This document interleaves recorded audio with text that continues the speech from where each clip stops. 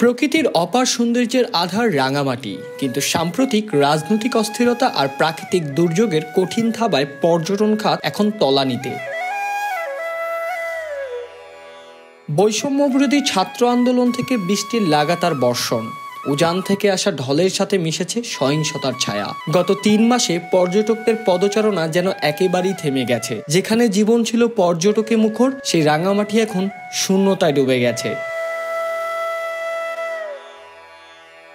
পর্যটন ব্যবসায়ীদের মুখে ঝরে পড়েছে হতাশার করুণ সুর। পাহাড়ি ঢল আর ভারী বর্ষণের পর গত 5 আগস্ট সরকার পতনের মধ্য দিয়ে এক ভয়াবহ চিত্র সামনে আসে।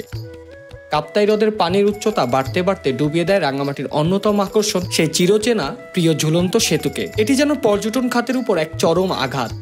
ট্যুরিস্ট বোটগুলো দাঁড়িয়ে আছে নীরব দর্শকের মতো, আর শত শত ব্যবসায়ী দিন গুনছেন কবে ফিরবে আগের সেই চেনা দিন।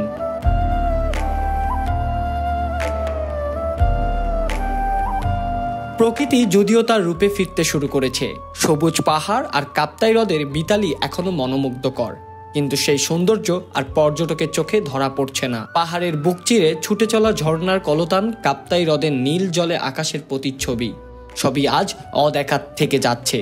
অন্যদিকে সাজেকে যেন ভাগ্যের একই পরিহাসে পড়েছে।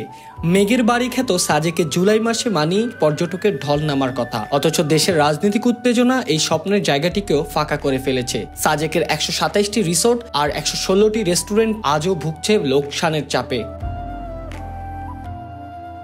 আশা করা হচ্ছে পরিস্থিতি শান্ত হলে আবার ঘুরে দাঁড়াবে পর্যটনের চাকা। সবুজ পাহাড় আর কাপ্তাই হ্রদের মোহমোহ দৃশ্য ফের ডাক দিবে প্রকৃতিপ্রেমীদের, কিন্তু সেই সুদিন ফিরলেও ক্ষতিপূরণ হতে হয়তো আরও অনেক সময় লেগে যাবে।